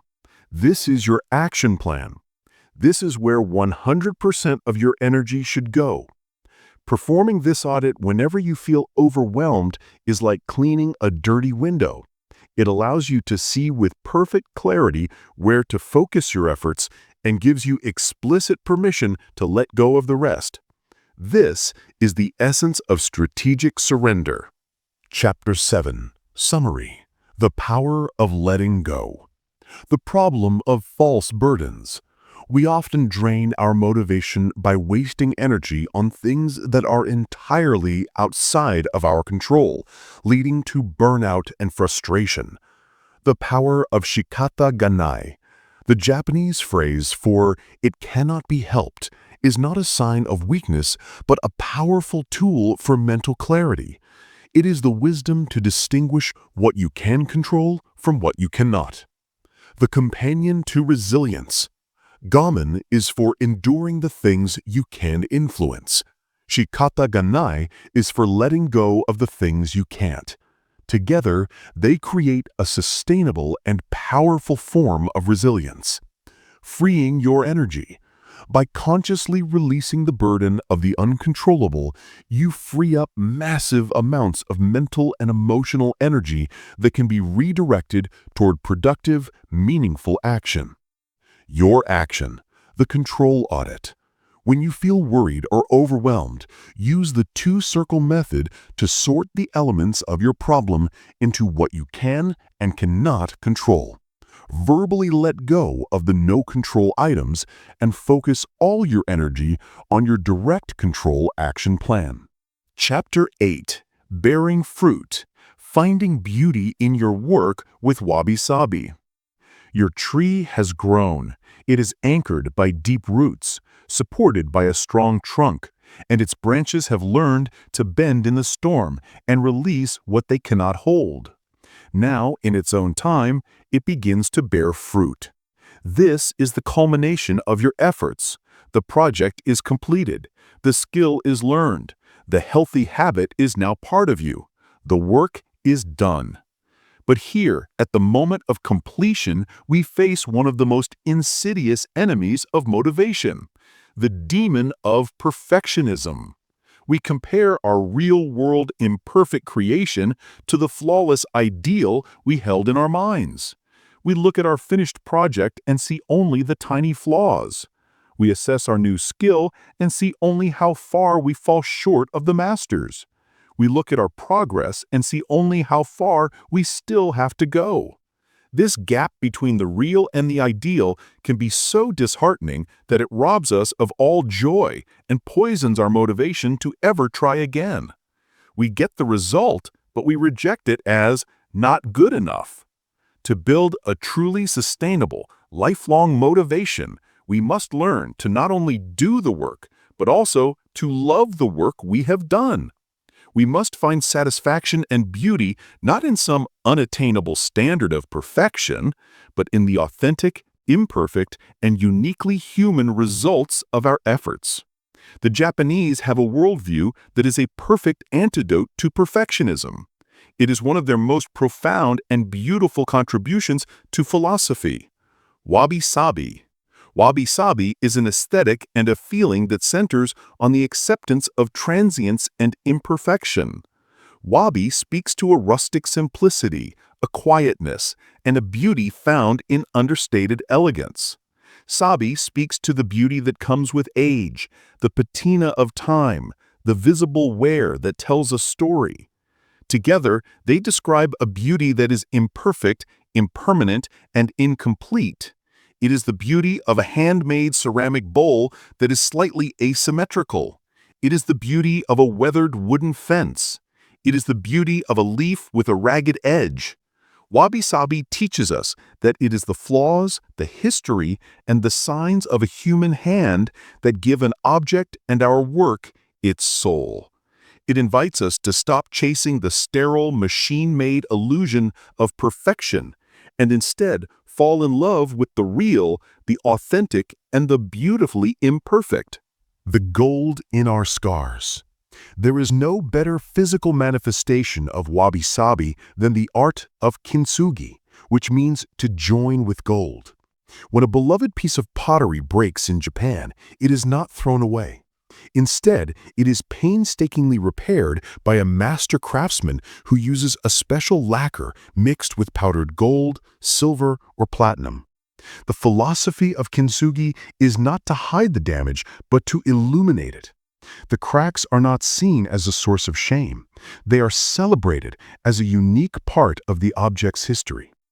The act of breaking and repairing has made the piece more beautiful, more valuable, and more resilient than it was before. The golden seams tell a story of survival. The scars are the most beautiful part. Perfectionism tells us to hide our cracks. Wabi-Sabi and kintsugi tell us to honor them. When you apply this to your own life and work, it is a revolutionary act. The presentation that had a slight stammer, the report that had a typo, the business that failed but taught you a priceless lesson. These are not flaws to be hidden. These are your golden seams. They are the proof that your work is not a sterile product of a machine, but the authentic creation of a living, breathing, striving human being. The speaker who embraced the shake. Jessica was a rising executive in her company, but she had a secret terror: public speaking. It wasn't just a mild nervousness, it was a debilitating fear. In the minutes before a presentation, her heart would pound, her palms would sweat, and she could feel a visible tremor in her hands as she held her notes. Her strategy for years was one of concealment. She would grip the podium with white knuckles to hide the shaking. She would over-prepare and memorize her scripts, hoping that a flawless delivery would mask her inner turmoil. But this only made it worse. She was so focused on not appearing nervous that her presentations came across as rigid, robotic, and cold. She was trying to present a perfect, unbroken bowl, but the audience could sense the immense strain she was under. One day, her mentor, a senior executive, watched her give a particularly stiff presentation. Afterward, he didn't critique her content. He simply asked, "Why are you fighting so hard?" He told her about wabi-sabi and the idea of finding strength in imperfection. "Jessica, your passion for this work is so great that it literally makes you shake. That's not a weakness, that's a superpower. What if you stopped trying to hide it and started to own it?" The idea was terrifying, but also liberating. For her next major presentation, she decided to try something new. She walked up to the podium without a script. She began, her voice slightly trembling. "Good morning. As you can probably tell, I get a little nervous when I speak. It's because I care so deeply about getting this right for you, for our team." She held up her visibly shaking hand. "This is not fear. This is just what passion looks like on me. A ripple of warmth went through the room. The audience didn't see a flawed speaker. They saw a real person being vulnerable and authentic. The tension in her body instantly eased. By acknowledging her crack, she had transformed it into a golden seam of connection. Her presentation was her most successful ever. It wasn't perfect, but it was powerful. She had stopped trying to sell the audience a flawless, machine-made object, and instead offered them a beautiful, handmade piece of Wabi-Sabi work, trembling hands and all. Your Wabi-Sabi practice, finding joy in the good enough. Embracing imperfection is a practice. It requires actively pushing back against a lifetime of cultural conditioning. Here are 3 ways to start appreciating the fruit of your labor, flaws and all. 1. Conduct a beauty of imperfection hunt. Train your eye to see wabi-sabi in the world around you. For 1 week, make it a point to notice and appreciate things that are imperfect, weathered, or asymmetrical. The crack in the sidewalk where a determined flower is growing. Your favorite coffee mug with its small chip on the rim. The faded cover of a well-loved book. The lines on your own face or hands that tell the story of your life. By actively looking for this kind of beauty, you are rewiring your brain to associate imperfection with character and authenticity, not failure. 2. The done is beautiful ritual. Perfectionism often manifests as endless tinkering. We refuse to call a project done because it's not yet perfect. This ritual helps you let go. When you finish a project, a report, or even just a difficult email, stop. Before you do one more review, take a moment to appreciate the act of completion itself. Say out loud, "Done is beautiful." This isn't about celebrating mediocrity. It's about honoring your effort and recognizing that, in the real world, good enough and finished is infinitely more valuable than perfect and perpetually incomplete. 3. Create a golden seams journal. Keep a log of your failures or mistakes, but reframe them through the lens of kintsugi. At the end of each week, write down one thing that didn't go as planned. Then answer 2 questions. What is the crack? For example, I lost my temper in a meeting. What is the gold? For example, it taught me that I need to address issues directly before they fester. The crack revealed a need for better communication, which is a golden lesson. This practice transforms your setbacks from sources of shame into a catalog of your wisdom and growth.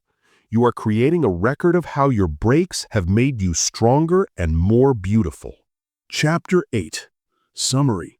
The beauty of your work. The problem of perfectionism. After achieving a result, we often judge our imperfect creation against a flawless ideal, which robs us of joy and kills our motivation to try again. The power of Wabi-Sabi. This Japanese worldview finds beauty in things that are imperfect, impermanent, and incomplete. It is the perfect antidote to perfectionism. The art of kintsugi. The practice of mending broken pottery with gold teaches us to not just fix our flaws, but to celebrate them as a beautiful and essential part of our history. Our scars are what give us character. Authenticity over perfection. Embracing your imperfections makes you more relatable, authentic, and human. It turns your flaws into points of connection. Your action. 1. Go on a beauty of imperfection hunt to retrain your eye. 2. Use the done is beautiful ritual to overcome endless tinkering and celebrate completion. 3. Keep a golden seams journal to reframe your mistakes as valuable lessons that make you stronger. Chapter 9. The joy of your own path. Ending comparison with Oubaitori. Your tree stands complete. Its roots of purpose are deep. Its trunk of habit is strong. Its branches are resilient, and it has learned to bear its own imperfect, beautiful fruit.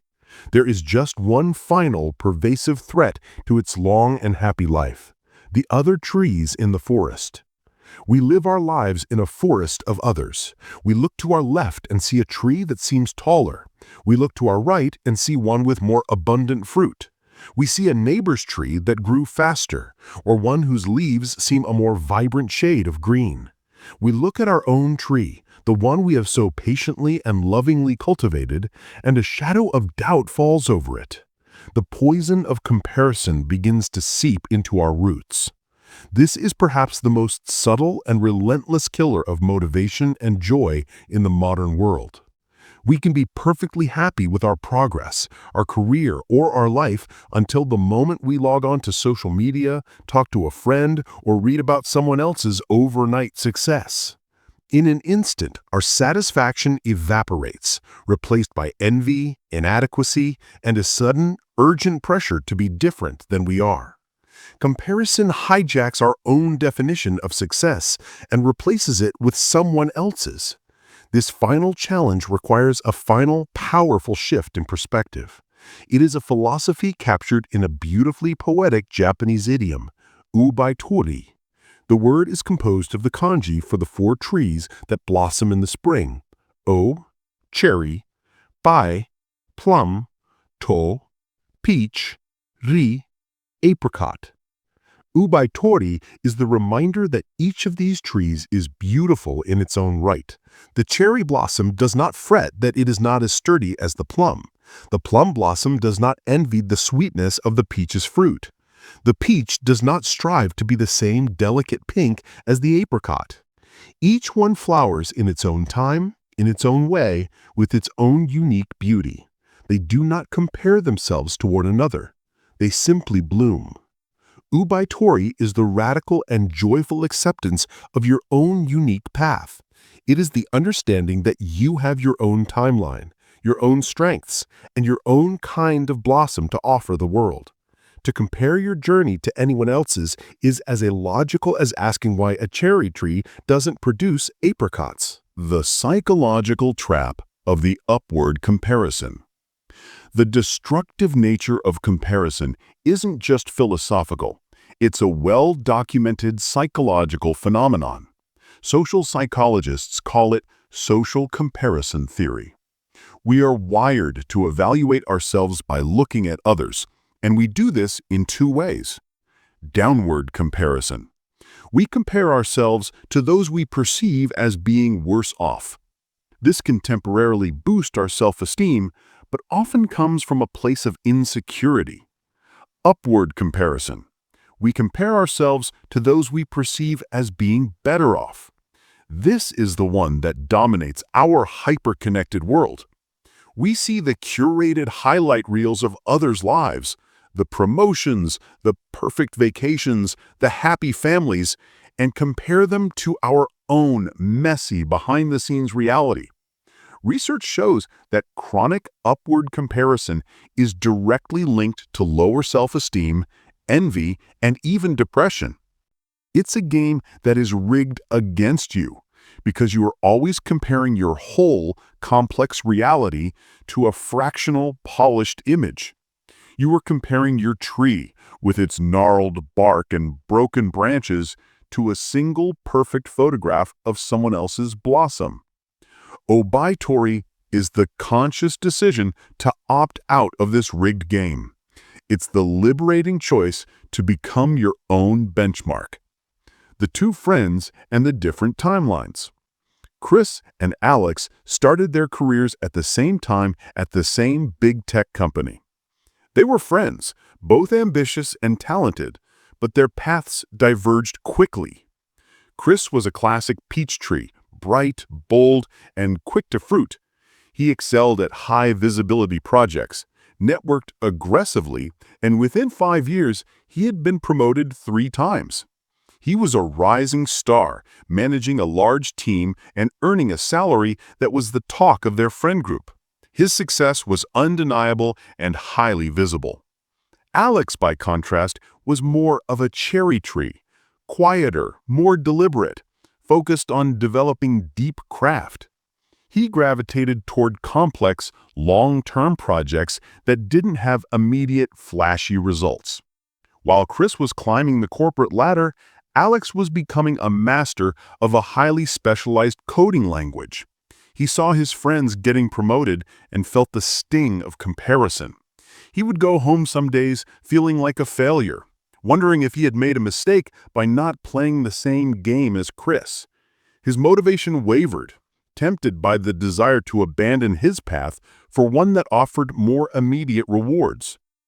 It was during this period of doubt that Alex's mentor, an older engineer, told him about Oubaitori. "You're not falling behind," the mentor said. "You're just on a different seasonal clock. You are building a different kind of beauty. Stop looking at the peach tree and judging your cherry blossoms." The message clicked. Alex made a conscious decision to practice Oubaitori. He muted the internal chatter of comparison and refocused on his own path. He found joy in the intricate problems he was solving. He celebrated his own, quieter form of progress, mastering a difficult skill, earning the respect of his fellow specialists, and building something of lasting technical value. 10 years after they started, Chris was in upper management, spending his days in meetings and managing budgets. He was successful, but also stressed and disconnected from the hands-on work he once loved. Around the same time, Alex, now one of the few world-class experts in his niche language, was headhunted by a pioneering AI company to lead a groundbreaking project. The offer came with incredible creative freedom and a salary that eclipsed even Chris's. Alex's blossoming had simply taken longer to bloom, but when it did, it was spectacular and uniquely his own. Had he abandoned his path to chase Chris's, he would have been just another mediocre peach, not the magnificent cherry tree he was always meant to be. Your Oubaitori practice, tending your own garden. Practicing Oubaitori means actively curating your focus and redefining your metrics for success.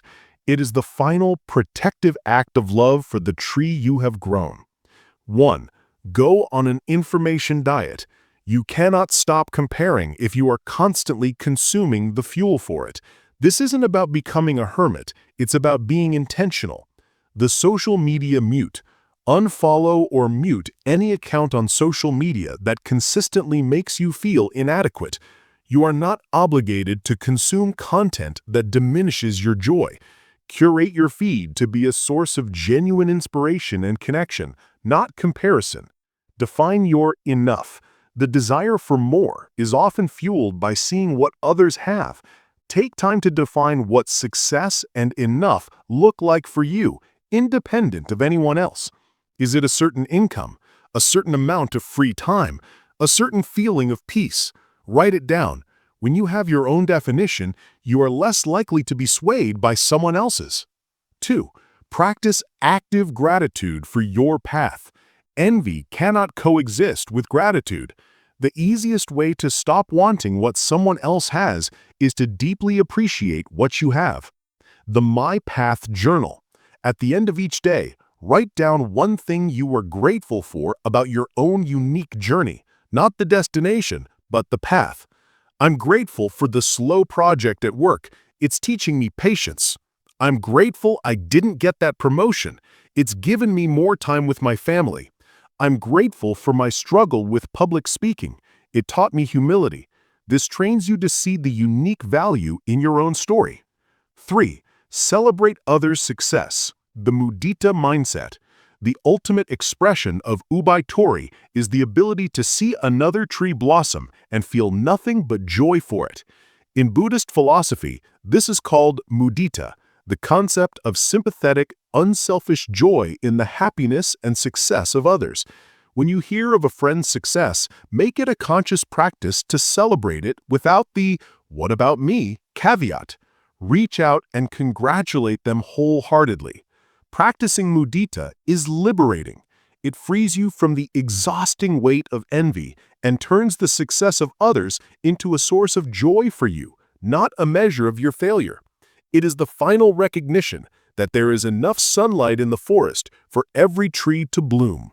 Chapter 9. Summary. Blooming in your own season. The problem of comparison. In a hyper-connected world, we constantly compare our own unique journey to the curated highlights of others, which poisons our motivation and robs us of joy. The power of Oubaitori. This Japanese principle reminds us that, like the cherry, plum, peach, and apricot, everyone has their own unique path, timeline, and type of beauty. It is the liberating decision to stop comparing and embrace your own journey. Opting out of a rigged game. Comparing your behind-the-scenes reality to someone else's highlight reel is a game you can't win. Oubaitori is about setting your own benchmarks for success and happiness. Your own kind of blossom. True, lasting fulfillment comes not from being the best, but from being the most authentic version of yourself. Your action. 1. Go on an information diet by curating your social media and defining your personal enough. 2.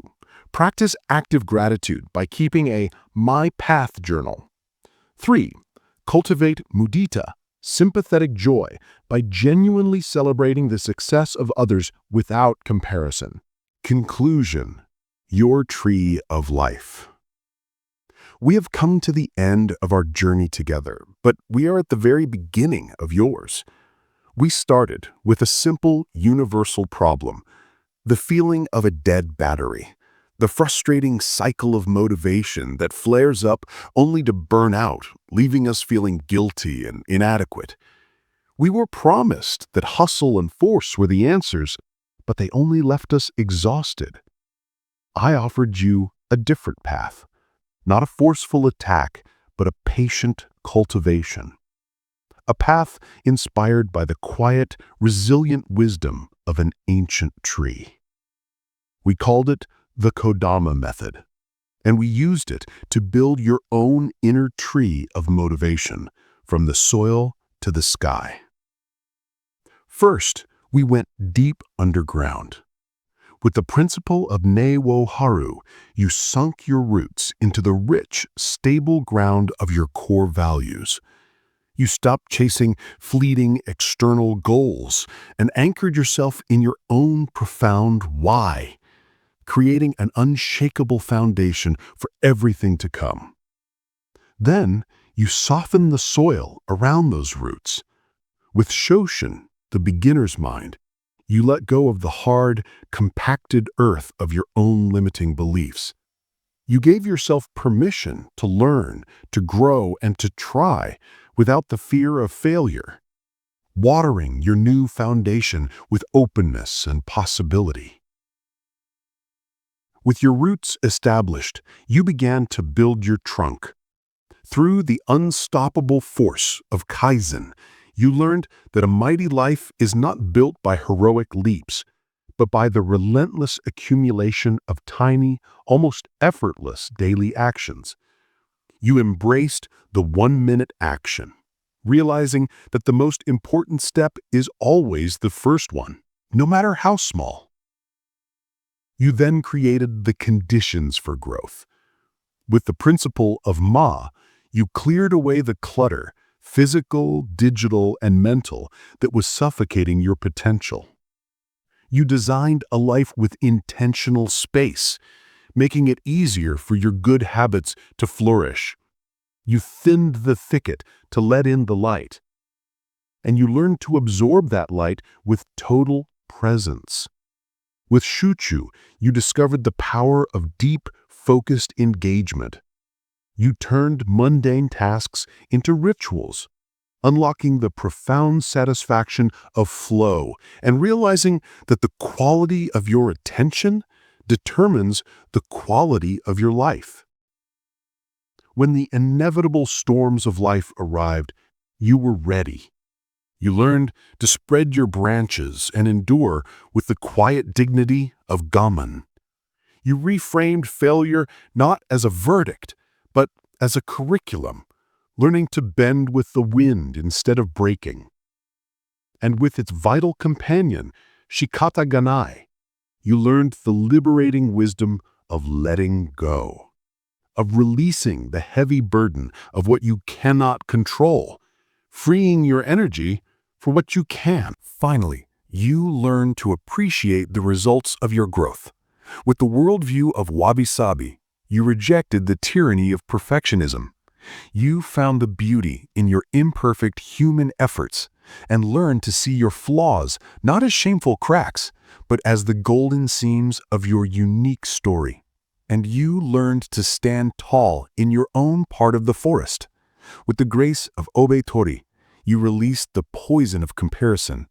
You came to understand that your journey, your timeline, and your unique kind of beauty are yours alone, and that to compare them to anyone else's is to miss the point entirely. Roots, trunk, branches, and fruit.